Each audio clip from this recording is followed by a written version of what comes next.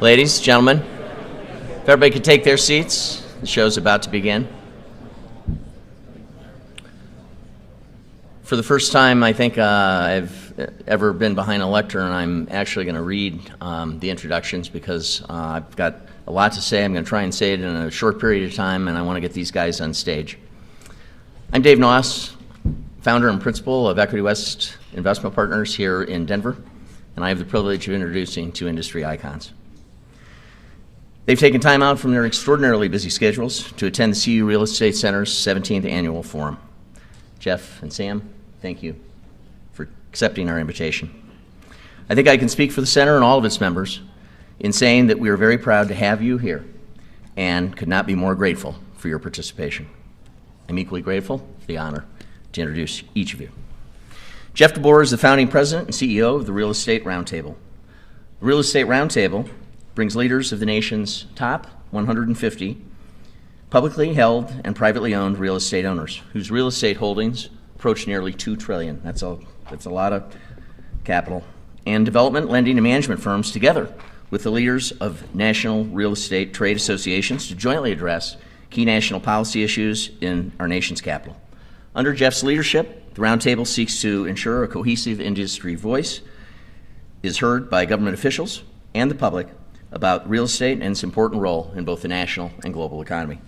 Jeff also serves as chairman of the National Real Estate Organizations, and on the important matters relating, which are important to all of us, building security, terrorist threats, and incident reporting, Jeff serves as chairman of the Real Estate Information Sharing and Analysis Center.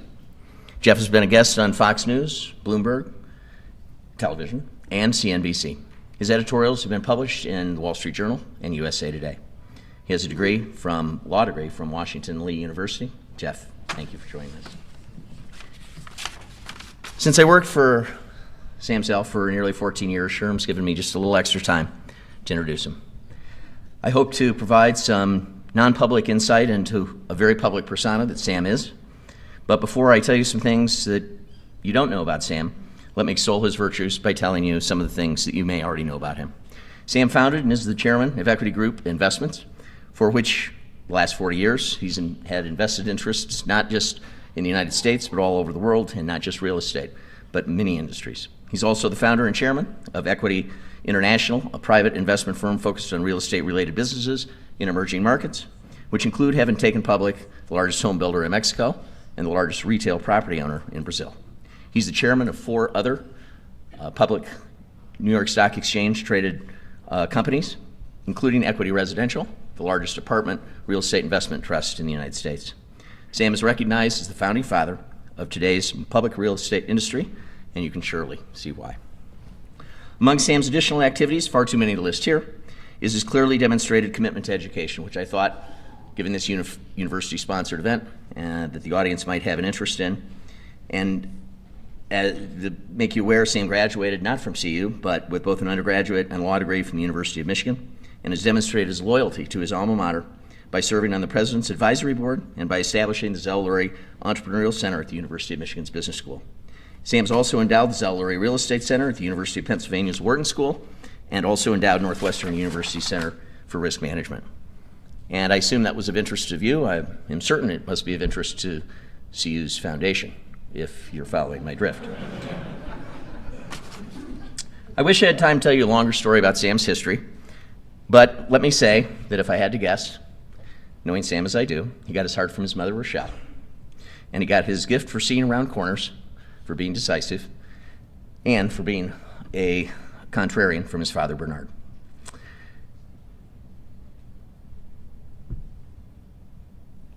Despite Sam's father beseeching all extended family members to emigrate with Bernard, his father, and his mother, and his sister Julie, Sam's sister, in 1939, at his father's insistence, they were the only family members to leave Poland 13 hours before the Germans bombed the railways that prevented any further exits. The rest of the family, extended family, was never heard from again. I'd say that was pretty decisive decision-making, and one that I might say was also well-timed. Sam has a history of following suit. Then in true Zell fashion, Bernard took the family, not like other countrymen who perished, west, but east, safely through Lithuania, Russia, and Japan. And then Sam was in the womb. Sam Zell built the largest real estate company in the country, Equity Office Properties, which he sold with prescient timing to the Blackstone Group in 2007 for $39 billion. When I joined the company, we had 4 million square feet and 13 employees. The company grew into the largest cap real estate stock in the New York Stock Exchange, owned 120 million square feet of office space, and had 3,200 employees. Sam created culture that facilitated that type of growth. He made it fun. He was always encouraging you to test your limits. His door was literally never closed. It was always open, and it is to this day. You could be irreverent with your compatriots, but not disrespectful. A thoughtful risk taker, but not disobedient. You listened, you learned. You couldn't be self-righteous. Sam didn't care whether you were right. He cared if you knew what you didn't know. If you thought you had all the answers, all you had to do was visit with Sam. Conversations with Sam were always direct and to the point, if not succinct, but you were never left confused about which direction to go. Many dialogue with Sam ended with him saying, "Am I being too subtle?" By way of example, very early on, I mentioned to Sam, in light of my seemingly low starting salary, that I might be somewhat underpaid. Very casually and without hesitation, Sam said, "Well, David, let me explain it to you this way. You get to wear blue jeans to the office, you're surrounded by a bunch of smart people, and you get access to me. How do you feel now?" I said, "Sam, I think I might be slightly overcompensated." I have one other story to tell you of local interest, which will make Sam cringe a bit, but I'm going to tell it anyway. We'd acquired Mickey Miller's office portfolio here in Denver, and Sam had invited Mickey and Jimmy and those close to the transaction to his home in downtown Denver. He had to excuse himself as the host after dinner and fly, as I remember, to Miami for a breakfast morning meeting, and he encouraged his guests to linger, which we did. As we left, I turned a curvilinear wall prematurely, and if you can believe it, knocked off a box of art that his wife, Helen, had given him onto the floor. I was, of course, and by the way, it was not in terrific shape. I was, of course, aghast, so I called his longtime assistant, Joey, the next morning, and I said, "I need to talk to Sam." She got Sam on the phone, and I can literally remember every dialogue of that conversation, or every piece of that dialogue to this day. "Good morning, David," as Sam would always start every conversation. And notice who initiated it. It was Sam. "Good morning, Sam. Sam, I am so terribly sorry. I knocked a piece of art off the wall last night. It's the one that Helen gave you. I'm aware of that." "Well, Sam, I just, I don't know what to do. I just feel so terrible. Can I call Helen to apologize?" "That would only compound the problem," said Sam. Okay. "Well, Sam, I don't know what to tell you. I feel awful. What would you like me to do?" "I'd like you to be more careful the next time you come to dinner at my home." "Well, thank you, Sam." "You're welcome, David." "Goodbye, David." "Goodbye, Sam." It's almost literal, I think, to this day. I can tell you the conversation with the art insurer from the Chicago Art Museum later that afternoon was a lot less user-friendly. So despite his successes publicly, if you can't tell, I've experienced Sam to be compassionate, caring, and considerate privately. I hope I've been helpful in some way for you to see what differentiates the public man you've known as a real estate mogul, an industrialist, and a global entrepreneur. I was asked not long ago, given the challenge of competing in today's real estate world, if I would ever consider going to work for someone again. And I said, I don't know, but if I do, I can only think of one. You're about to meet him. Jeff and Sam, on with the show. Well, thank you. That was something, Sam. I learned a lot there. I didn't know that. Look at this picture. Did you see that picture of the two of us up there, Sam? It was the icon and the eye candy. Look at that. The icon and the eye candy. You need to learn to smile. Well, I know, but it's tough. It's tough. That picture, though, does remind me, you and I have seen a lot of articles. I work in Washington, so they're always writing about public policy. You're obviously a leader in the business world, so you see headlines on business. But one headline in the Wall Street Journal I think we both agree with. A couple of years ago, they had this great headline, and it said, "Bald is powerful," right? That was a good one. You bet. So today we're going to talk about everything, Sam. I mean, you are, obviously in the introduction, you're You're a lawyer, you're a businessman, you're an investor, you're an owner, you're the chairman of everything, the CEO of nothing. And so we're going to talk about all that. Investment trends, interest rates, the world. We're going to talk a little about DC real estate market, Denver real estate markets, the world real estate markets.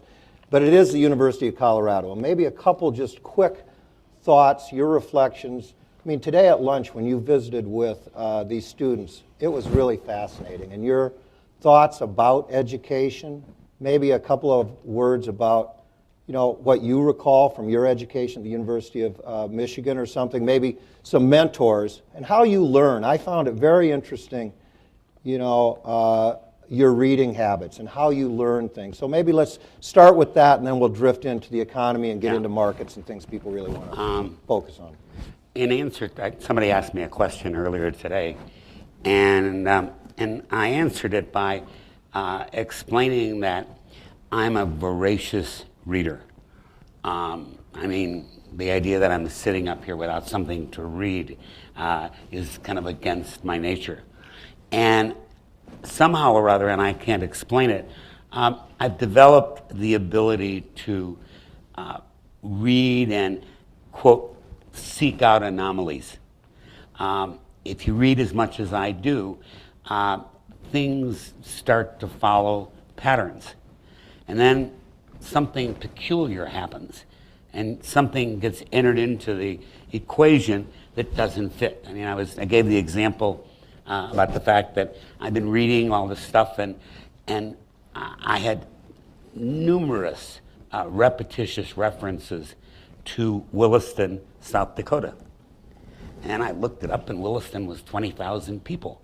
And I just couldn't figure out why it kept coming up in my reading. And obviously the Bakken Shale and all that stuff, but still, I basically got on a plane and went to see it.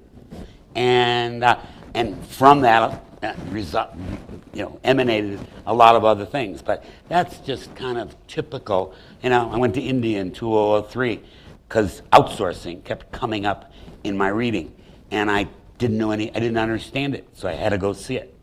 I think philosophically, I've always been someone who has to go see it.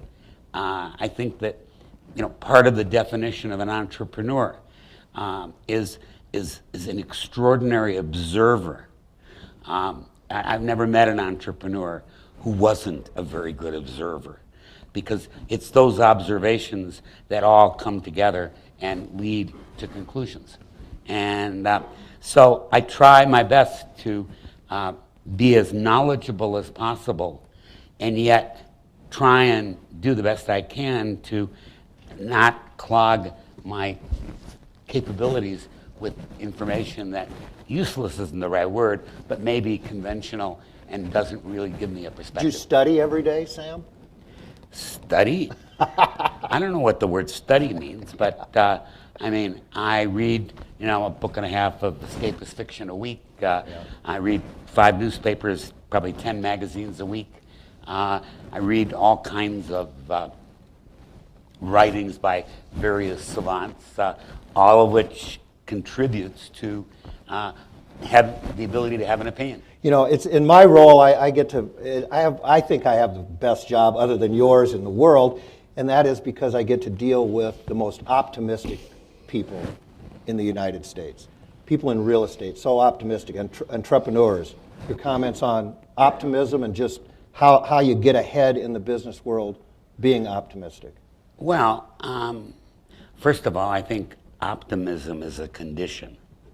I think I think being optimistic is just a wonderful gift that unfortunately not everybody has. And if you are optimistic and you can see the silver lining rather than the black cloud, I think it gives you self-confidence and makes you a more effective player. On the other hand, as an investor, I'm keenly aware of the risks of, too much optimism. Every time we have a cycle in real estate, we see the guys laying by the road who were too optimistic. I tend to think that they weren't so much too optimistic as they didn't quantify the downside. I think that from my perspective, I start every potential investment focused on what's the downside. And frankly, from my opinion, from my perspective, if we do a deal and we identify the downside and we're correct, then I view that as a successful endeavor, even if the transaction didn't work. You got to remember that they pay guys $25 million a year to get a hit 1 out of 3 times. I would be broke if I were successful only 1 out of 3 times. On the other hand, you fire the bank loan officer who never has a loss, because that means he isn't taking risk. So I think our perspective is to be right 70 or 75% of the time. But of greater importance is to understand the degree to which we were wrong in the other 30 and build that into the way we think and the way we take risk. So you take risks. You know you're not going to hit 1,000, but you're going to take the risk and see where it goes. I testified about 10 days ago before Congress on some issues, and one of the senators asked me a question about how do people in the real estate view the economy today? What are they concerned about? What are their number one headwinds? What are people concerned about? And from my perspective, and I'd like you to react to my answer, because I said, look, our industry is sort of stabilized a little bit. We're ready to lead the economy again, the way that we historically have. I think as you look at comebacks in the economy, real estate's always at the forefront. And when you look at a downturn, real estate's always sort of leading that. I think we're in a position to lead it. But what's going to happen on interest rates? When will they increase? Under what conditions will they increase? Will they increase with wage inflation and fundamentals, or will they not? What's going to happen on tax reform? Will it be an anti-risk-taking, anti-capital formation tax reform, or will it be positive? What's going to happen on this issue called terrorism risk insurance that provides cover for people to finance their buildings? These things are things that in Washington I look at, but you might look around the world and see other things that are much more of a headwind or a tailwind for the economy. For example, what's happening in the Ukraine or the Middle East or other things. Yeah, I think, Jeff, that if I had been in your shoes when this guy asked the question, I would have answered and said that the real estate business, more than anything else, is looking for growth in the economy. When it's all said and done, if we all go outside right now, we won't find any desks in the street or people sleeping in the street. So somehow or other, the supply-demand scenario for real estate in Denver today is relatively in balance. The question is, so what's the incentive for building anything? What's the incentive for remodeling anything, extending the real estate business? And it's all dependent on growth and growth of the economy. I think I'd also point out to that guy that there's a basic conflict between growth and, in effect, quote, spreading out and redistribution of wealth, which has been a theme of the current administration. The reality, from my perspective, is if you're redistributing wealth, you can't create growth. And I think that that's a basic misunderstanding that exists today. Because if, in fact, we cannot produce growth, we've just seen, Japan for the last 15 years living through a non-growth period. If you were in the real estate business, not much got built because there was relatively little demand. I think the question for America is, Are we going to be able to go back to a reasonable 2.5 to 3.5% growth rate in the future? I think that is what this country needs to grow, prosper, and lead the rest of the world. If we, instead of focusing on how we grow our economy, focus on theoretical discrepancies between the rich and the poor, and we, bring in envy as just another mortal sin, I think we're going to be sitting here 5 years from now, and the subject matter is, why didn't the real estate market recover? Why isn't there growth? Why aren't they building new buildings? Yeah, you sort of sit back and you say, well, where's the demand going to come from? If you're in the office sector or any sector really, where is the new demand? We've sort of seen the tech situation. We saw a variety of parts of our economy leap forward that created demand and created. Where do you think? I mean, you're optimistic. You look ahead. Where's that demand going to come from? Do you think? I think before you can answer that question, I think you have to address what's the policy in Washington. I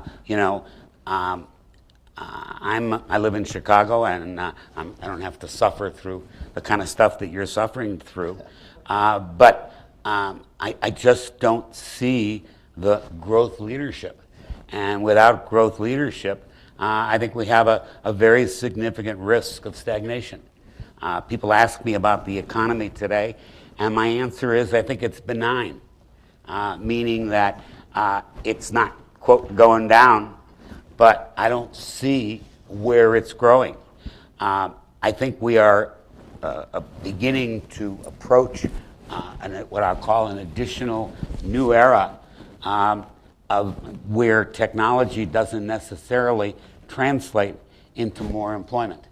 So when Instagram was sold for $1 billion to Facebook, they had 13 employees. Last week, WhatsApp was sold to Facebook. I think it was Facebook, for $19 billion. WhatsApp has 55 employees. So if 19 billion is the productivity of 55 employees, how the hell are we going to employ the rest of America?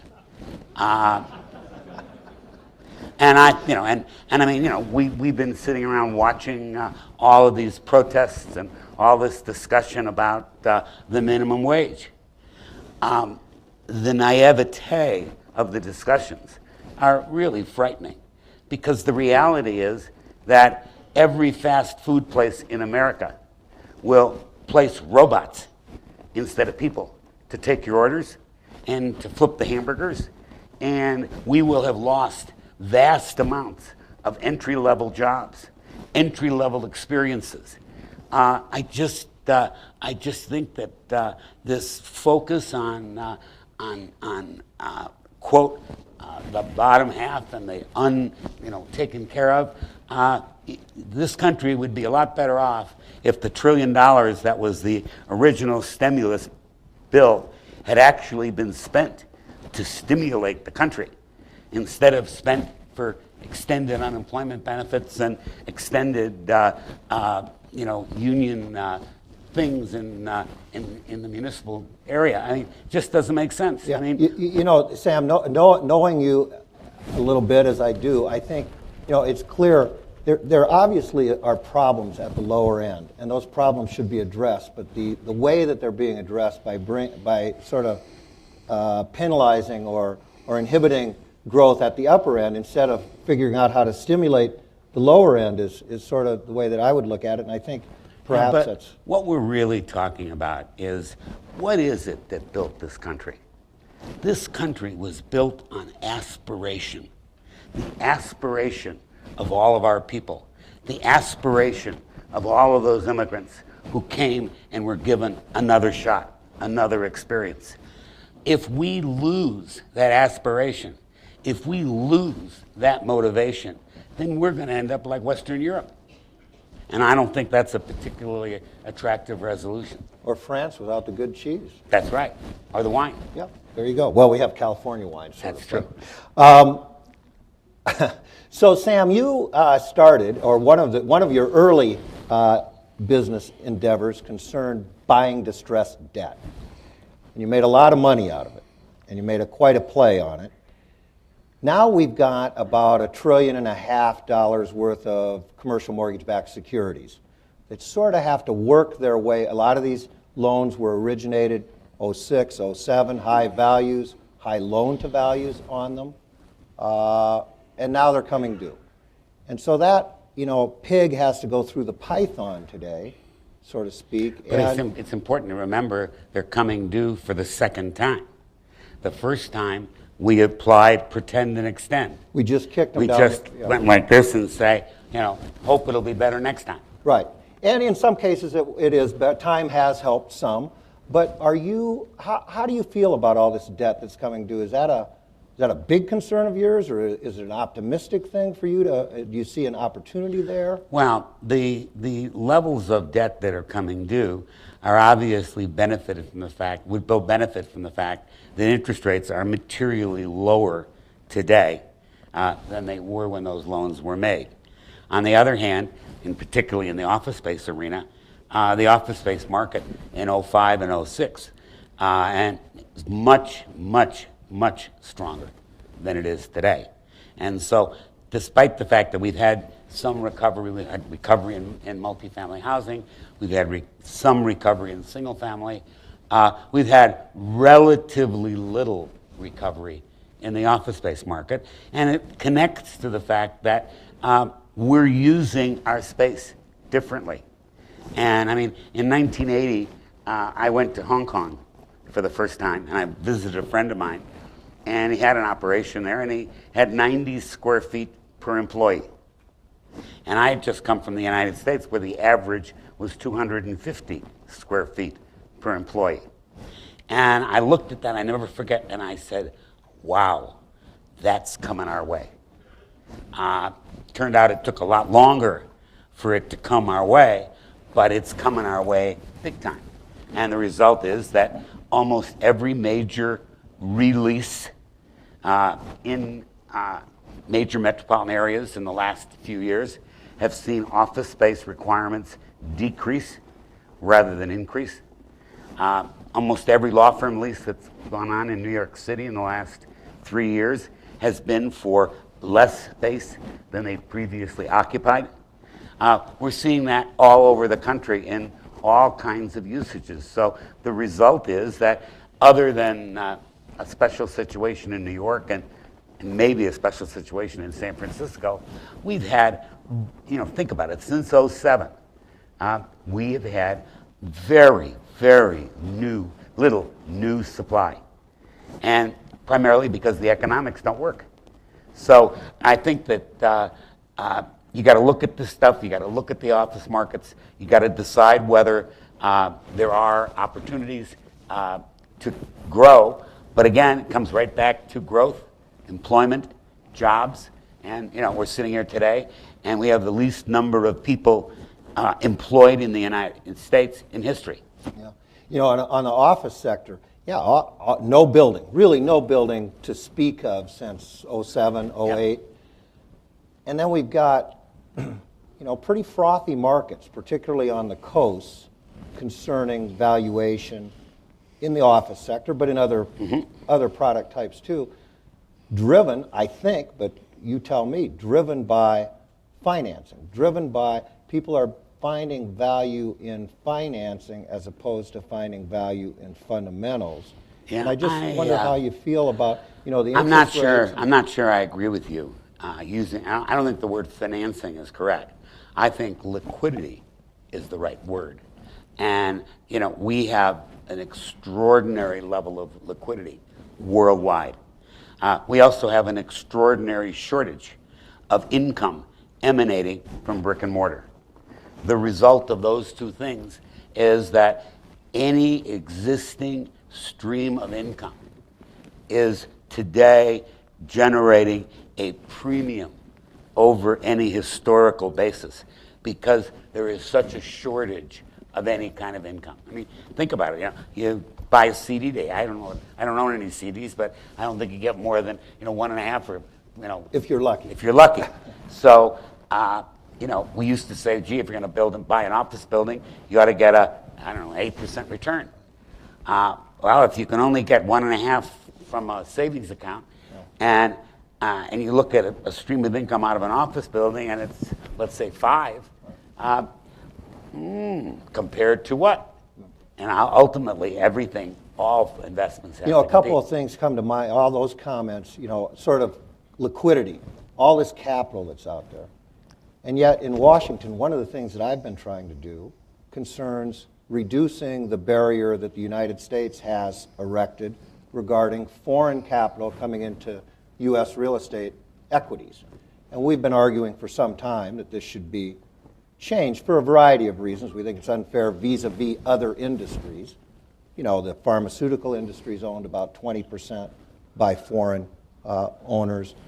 Cars, the auto industry, 15%, manufacturing, about 30%. U.S. real estate, about 2%. And there's some other reasons, so we've been working to bring that barrier down. But then, you've got people that say, Jeff, why are you working on that? Because we have plenty of equity in the U.S. real estate markets. Until you don't. Until you don't. Until you don't. It works until it doesn't. That's correct. And I just think that your 2% number may be right, although I would think that the impact of foreign capital in the U.S. real estate market is significantly greater than 2%. Certainly in New York and residential, it's unbelievable. New York, San Francisco, Los Angeles, right. Dallas, Houston, Miami. I mean, there's just an enormous amount of foreign capital in real estate. I think your 2% number is probably much more related to the public format and not so in the private sector. Yeah. But, liquidity is value. And ultimately, you have no value if you have no liquidity. And you have value if you have liquidity. And, there have been various times in my career where I've been through numerous cycles. And probably the one that reminded me the most was in 1992, where Forbes said I had a net worth of about $1.5 billion, and I was worried about whether I was going to be able to make payroll on Friday. The answer was I had all these wonderful assets, and they were worth a lot of money, except they weren't relevant if I didn't have liquidity. And so when it's all said and done, that's always been a standard of everything is liquidity equals value. And the U.S. represents an opportunity for people from all over the world to seek safety. Their desire to do that is much more today than it was 10 years ago. And I think it's likely to be more so as the United States moves forward and as we move forward. You've always, I think, and you've said this publicly, go left when other people go right, find opportunities when other people see barriers or risks. You early on talked about liquefying real estate, putting it into a public format in the 90s. Later in the 90s, sort of globally, taking real estate and liquefying it globally. So looking forward, let's say 10 years from now, what's the real estate industry look like? It's hard to look in a crystal ball. Yeah. In 1990 or 1992, the public real estate market in the United States was $7 billion. Today, the public real estate market is $700 billion. If I were to, asked to make a guess, I would guess that 10 years from now, that number would likely to be $1.5 billion. I mean, would likely to be $1.5 trillion or $2 trillion, as more and more real estate becomes equitized and becomes part of the public markets. I see the same kind of thing happening worldwide. I mean, in 1997, after we finished doing creating the modern REIT era in the United States, we then turned around and said, the emerging markets have to learn how to equitize real estate because too much of their future is buried in illiquid assets, particularly land. And so we, in effect, started creating public vehicles outside of the United States in emerging markets. And you just have to understand the benefit these countries get when you take $1 billion of illiquid land and turn it into $1 billion of securities or liquid assets that dramatically help the growth of the country. So I think that's a theme that has always been the case. I think we proved it in the early 90s. The continued growth suggests that we're going to continue to see more and more equitization. And almost by definition, the more equitization, the more liquidity. So that's a segue into, so what's your investment philosophy today in the U.S. regarding real estate and internationally regarding the emerging markets? We've got the EU still struggling with their debt situation. We have Japan sort of hanging on. You know, you were active, very active in Brazil and other parts of Latin America. What's Sam Zell going to do now? I think that the U.S. market, I think I described it recently as benign. We're missing the animal instincts. We're missing the super motivation. Maybe we're missing the overly optimistic developers. But I think they're all responding to a relatively weak... The overly optimistic developers went out when everything went public. That's true. Those guys were the private guys, remember? Yeah. But, I think that the U.S. market is interesting. I think it's a market of individual opportunities. This is not a 1994 where all the boats were rising and the country was growing and the real estate market was recovering. I think this is much more a sharpshooter environment, picking the spots where, in effect, there are reasons for demand. In the same manner, our international investments have the same kind of orientation. So when the Fukushima disaster occurred in Japan, the impact of that, which really has been very little written about, but a lot has happened, was that it disrupted the supply chains of worldwide manufacturers. Most people don't think about it, but Japan manufactures massive amounts of stuff that that's exported to China and goes into the final production of Chinese merchandise that may be sold to us. Fukushima happened, and there was just an enormous hole in the distribution and the supply chain. And everybody managed to cover their rear ends in one form or another, but it was very expensive to a lot of companies.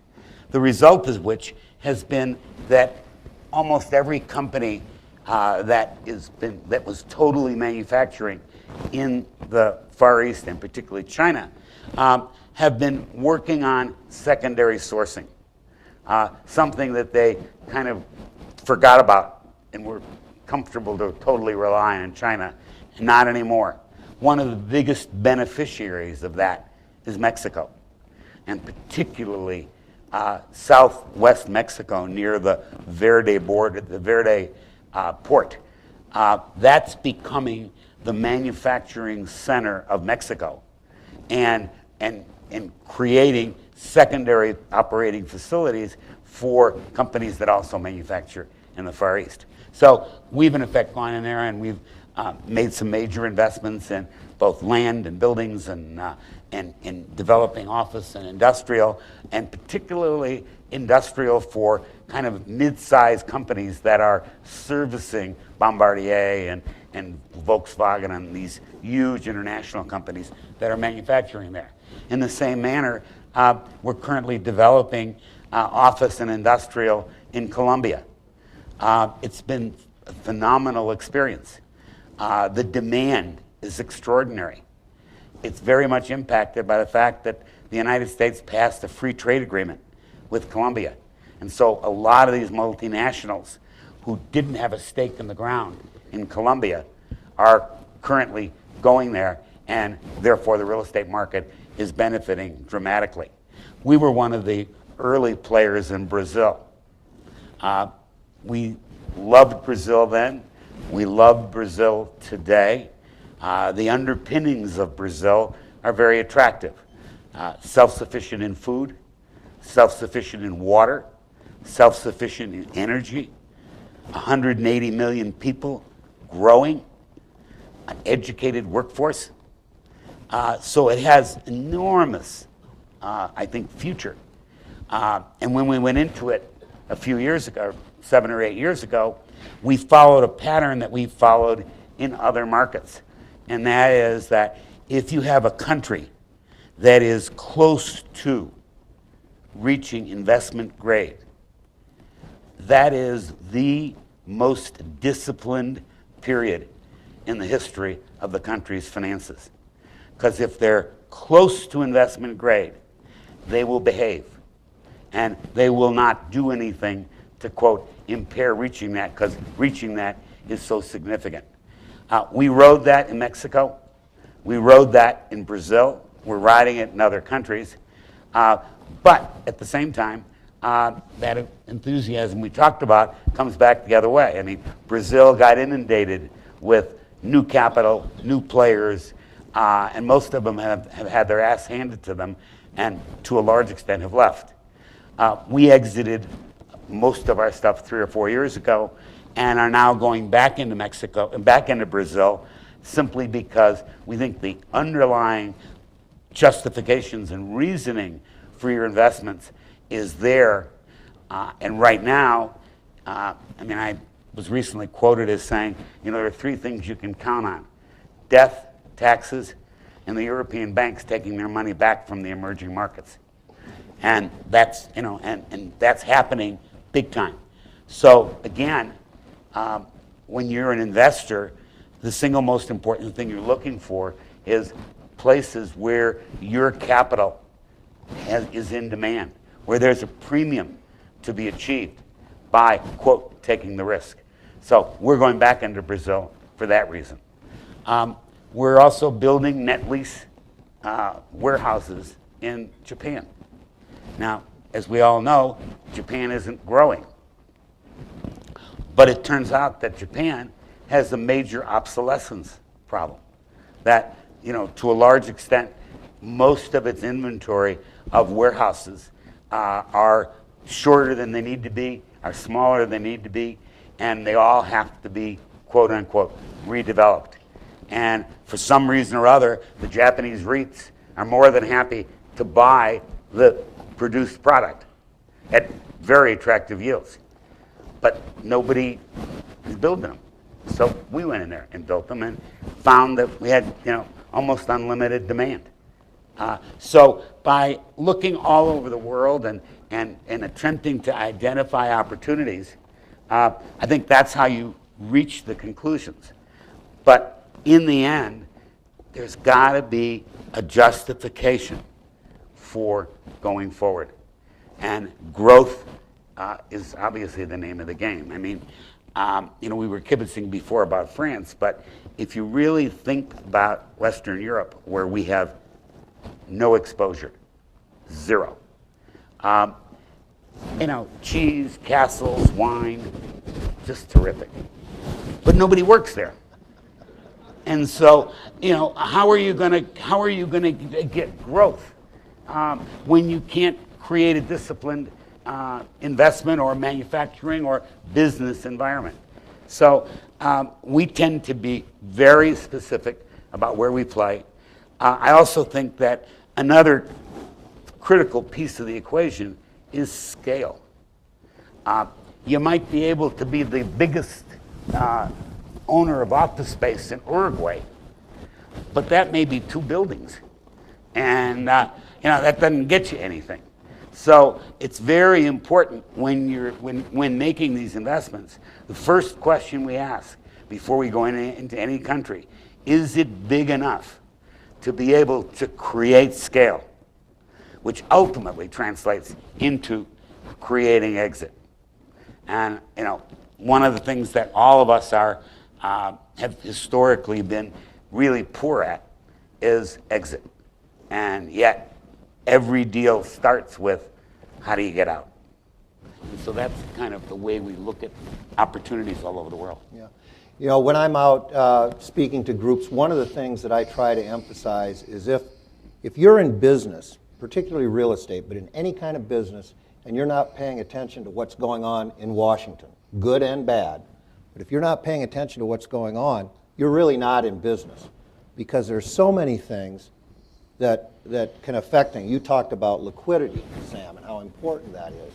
And last night when we were talking about there's a new tax reform proposal out from the chairman of the Ways and Means Committee, Republican of the Ways and Means Committee, and I started reviewing some of the items in it for Sam, and his jaw got closer and closer to the desk, because we talked about things like capital gains taxes going up, the tax on depreciation recapture on buildings going up, depreciation periods in general for all real estate, multifamily, leasehold improvements, office buildings, shopping malls, what have you, going up longer than it is today, even though buildings are deteriorating. But Jeff, it's all you're describing is focus on redistribution as opposed to focus on growth. Yeah.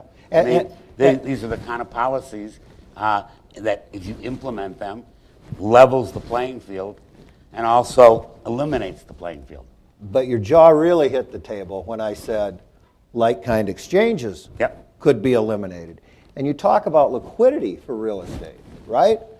So you take away the ability to trade property, you jack up the capital gains tax on it, you increase the amount of tax paid on depreciation recapture on sale, you lengthen the depreciation on new development. Liquidity really gets tighter in our industry.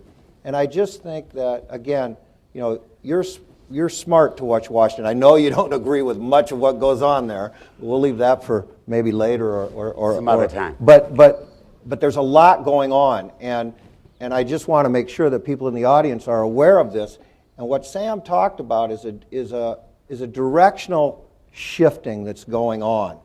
And there's a tremendous, for years and years and years, the Republicans in Washington felt that you needed to reward risk, reward that animalistic endeavor.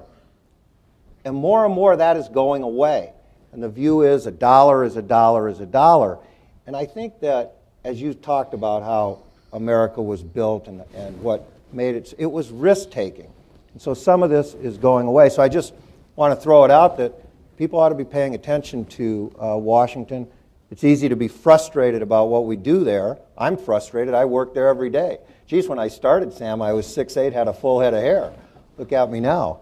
But it's very important, and this is just one. Nobody disputes the importance of Washington, and nobody disputes Washington's ability to screw things up. Yes, that is very, very true. Now, getting back to international stuff, Sam, one thing that you touched on but didn't really hit too much was China. China was sort of the flavor of the week there for a long time. Everybody wanted, we're going to go to China, we're going to go to China. But it seems like there's an awful lot of not just see-through buildings, see-through cities, right? And I just wonder, what are your thoughts now on investing in China in particular, and where do you see those? Are there growth opportunities there? First of all, we made our first investment in real estate in China 10 years ago. It turned out to be a very successful home builder. The beauty of the scenario was we put up money, the local guy listened, and we both prospered.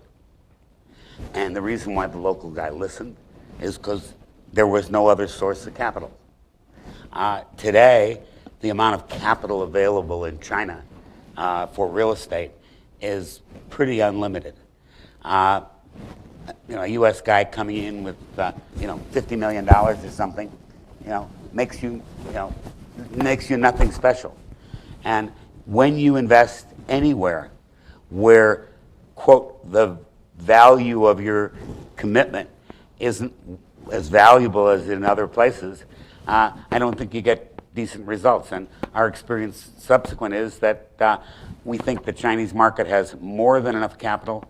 There's no reason that I can think of that any U.S. developer should be going into China unless you're fulfilling a very specific niche. I mean, the only thing we're doing in China today is we're building net lease warehouses on a format that, that very, very narrow and very unique, but very limited.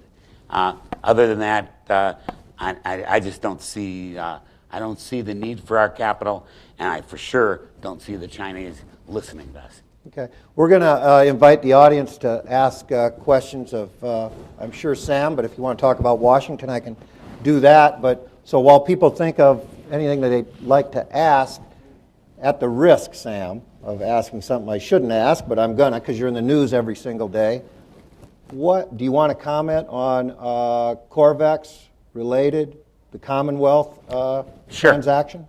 A year ago, two parties, one called Related and the other a fund called Corvex, identified a REIT named Commonwealth that was trading at dramatically below its net asset value. They accumulated a position, and this was an externally managed REIT. And they accumulated a position, they owned about 10% of the company, and then they began a process of challenging the existing management. The existing management owned the outside manager and was also chairman of the board of the REIT. So the conflicts were unbelievable. The performance over the last 15 years until the activists got involved looked like the EKG of a dead person. And whereas EOP, QR, ELS all went up and all the Simon, etc., this thing was flat like this. The only thing that they had that was equivalent to that was the amount of fees that the manager got. So these guys took them on. They ended up in arbitration because this guy had put a provision in the charter saying that the only way a shareholder could vote or complain was they couldn't file a lawsuit, they could only go to arbitration. They had every anti-takeover provision you can think of. Anyway, the net effect of which is these guys started a process to remove the board of directors. That process of solicitation resulted in them getting 70%, but they were forced to go into arbitration, and the arbitrator got rid of the poison pills, but at the same time said you got to go resolicit. So that's what they were about to do. And these are guys who were in this to make money, and I think their original thought was they were going to liquidate the REIT. And then they came to me and said, would you be willing to stand and basically turn this thing into a market focused REIT, and without all of the terrible stuff, and make it internally managed. And we agreed not to join them, but we agreed that if they chose to support us and they were successful, we would take over the company and recreate a U.S. office REIT. And right now the solicitation is going on. I think it's supposed to end on the 20th of March, and we'll see. But this is, I did this frankly more as much from an evangelistic perspective as any other, because I think that externally managed REITs are horrific, and they're just completely filled with conflicts, and they shouldn't exist. And if my efforts here contribute to them not existing, I'll be thrilled and delighted. Well, anyone can Google your comments about governance in REITs, which are a good 30, 25 years old, I suspect, and this probably goes to that. Fits. So we'll see what happens. Yeah. But it should be fun. Well, good luck, Sam. Let's see, are there any questions in the audience? Yes, sir? First off, thank you for sharing your time with us today. Earlier you noted that optimism is key, and you want to get 70% kind of if you're feeling done, right? Out of that 30% of failure, what has been one of your largest failures, and what have you learned from it? What was my largest failure, and what was my... What did you learn from that?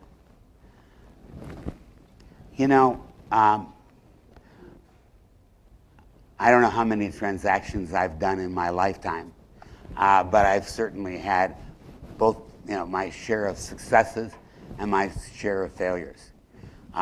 In 1993, I bought control of a department store company in California called Carter Hawley Hale. Before we closed the deal, I had my people do a complete analysis of the company, and they came back and said the company, as a fire sale liquidation, is worth $50 million less than you're paying. As far as I was concerned, that was great news because I could now quantify my risk.